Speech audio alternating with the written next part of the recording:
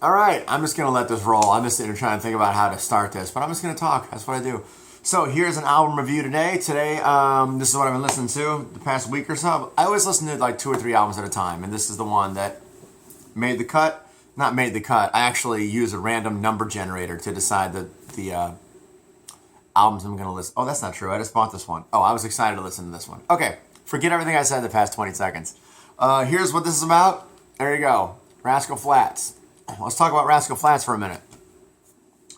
I really love Rascal Flatts records. They're very good. They're very interesting because, in my opinion, they're very hit and miss, but the hits are really good. Like half the record is amazing and half the record is boring. Almost all of them, except for Me and My Gang, that's really solid. That's where I kind of came into them. I think most people did, right? With like What Hurts the Most, and I think What Hurts the Most is the first song by them that I ever heard, I think. I dated a girl when the first one came out, and I remember her being like, Rascal Flatts. I'm like, who's that? And I got their first record, and I was like, it's all right. There's a great song on the first record called I'm Moving On, which is beautiful. Rascal Flatts as a whole, though, I dig them. Because, and again, this is not a new thing. It's not country. This is not country. Everything that's country now is not country. And that's fine. I got no problem with it. I like a lot of the stuff that's not country. But Rascal Flatts was one of the first, in my experience, bands to be like that, where not even a band, you're really right. I mean, they're not a band, are they? I don't know. But like the albums are produced by, the good ones are produced by Dan Huff. If you know who Dan Huff is, I could sit here for 20 minutes and talk about Dan Huff, but he's become a producer now. Was a great studio musician still is, but for like 20 years. Dan Huff has played guitar on 40 songs that you've heard in your life. Amazing. Totally other topic. But he's a producer now, and he produces things really, really well.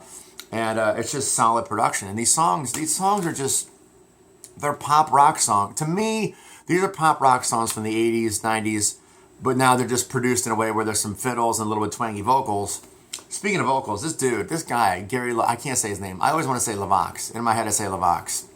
But the guy sings like nobody sings like this. No, this is not a human voice singing these things. It's really, he's got great control, and I don't even know how to classify his voice. It's certainly unique, and it's got a great instrument. So I'm all positive about his voice. I'm jealous of his voice. It suits this material really well also.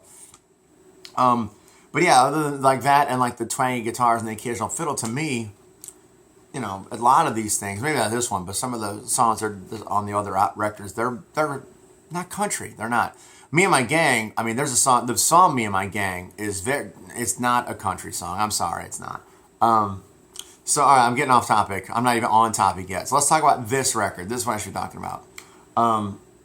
By the way, I went to find Me and My Gang to show during this, and it's gone. I know I have it, but it's not on my shelf. And that, for some reason, since I'm like a music junkie, that bothers me that I don't know where that record is. Now, I guess I lent it. I must have lended it to somebody and was like, here, check this out, and forgot, which sucks. I hate when I do that. So, all right, let's go through this real quick. Just like I said earlier. Oh, by the way, okay, let's back up again. The bass player for this band, when their first record came out in 2000, whatever, 1 or 2, they're on Lyric Street Records. Lyric Street Records is owned by Disney. I worked at Disney World, and I remember their first record came out on the Virgin Megastore at downtown Disney, the huge display for Rascal Flatts. And so these guys are, well, I don't know if they all were, but the bass player for Rascal Flatts used to come into where I work. Not a lot, but enough to where he talked to one of the other piano players, and I heard about it. I was like, Rascal Flatts, I don't know who that is. Said he was a real nice guy. And of course, I want to be a songwriter. And apparently the bass player on one of the biggest country bands of the aughts who didn't really write their own material used to come into where I work after their first record was out. So I do wish I'd have been there more often and been a little more whatever. It just would have been good to make a friend with somebody in Rascal Flatts when I want to be a songwriter in 2001. All right, this record is, I'm really talking about nothing. This record is, again, a good, half the songs are great, half the songs I just don't care. Such great production though. Okay, let's do the songs, then I want to talk about one other thing. The first song, Changed, it's about a baptism and about what that means. So I just tune out. No disrespect. I just can't. I can't dig into those kinds of songs. It doesn't do anything for me. Banjo, don't like that either. I'm finding that I'm liking the second half of records a lot more lately. I don't know why. It's probably just a coincidence. Banjo, don't like that. Hot in Here, I liked it for a while, and then I'm listening to the words, and it's just like, she jumps in my truck. I got to turn the AC all the way up. We get in the water, and there's steam everywhere. It's like, I just don't need it. I don't need another "She's So Hot" song in my world, in my life. I don't need it. I don't need another "God, You're Hot." It's a song. I would never write. I don't get it. So the first three songs, I just kind of, and now it gets good. Now it's completely solid for like 5 straight songs, I think. "Come Wake Me Up," beautiful. They do the ballads really well. I took the cover out. They do the ballads really well. "Come Wake Me Up," beautiful song. "She's Leaving" is very good driving song, co-written by Jeffrey Steele. Jeffrey Steele, if you don't know who that is, has co-written, it seems like, everything the country has done for the past 15 years. The guy's, I don't even want to talk about Jeffrey Steele. It'll just upset me. So good for him. "Let It Hurt," that's a beautiful tune. "Let It Hurt," "Let Love Do Its Work," "Let It Hurt," and I like that one a lot. That's a really good one. "Loving Me." "Loving Me" is a great song. It's upbeat, bouncy, and happy. Great.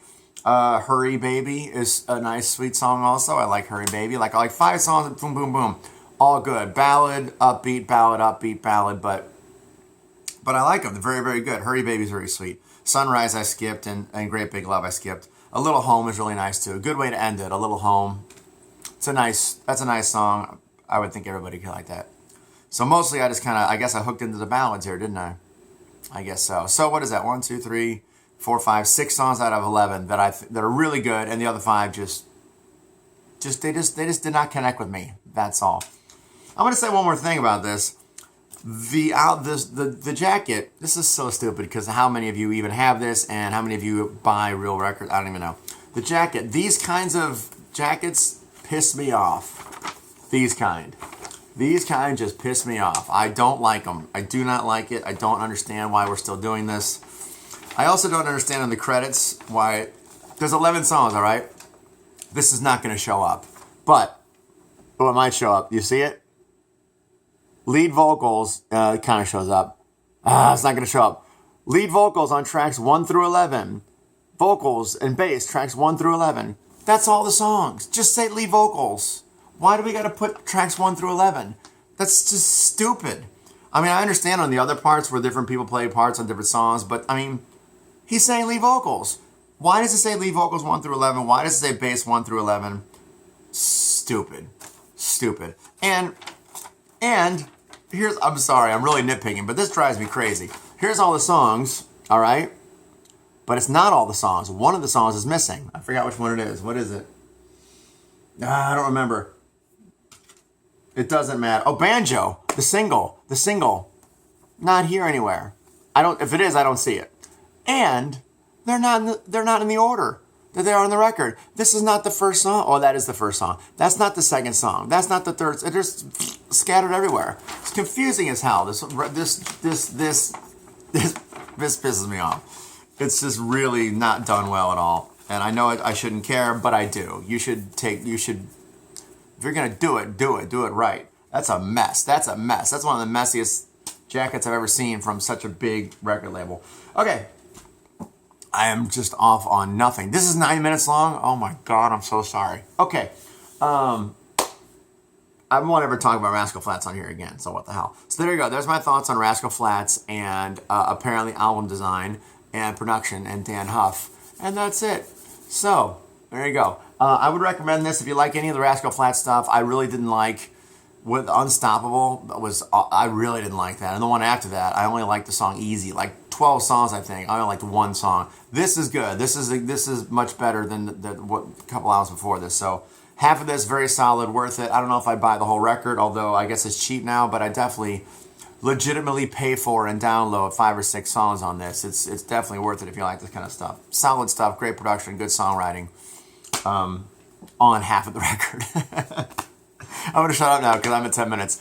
Subscribe to the channel. Ask me anything else you want me to talk about. I got a bunch of records. I've digested a ton of stuff in, over the years, so I'll talk about whatever. I don't care.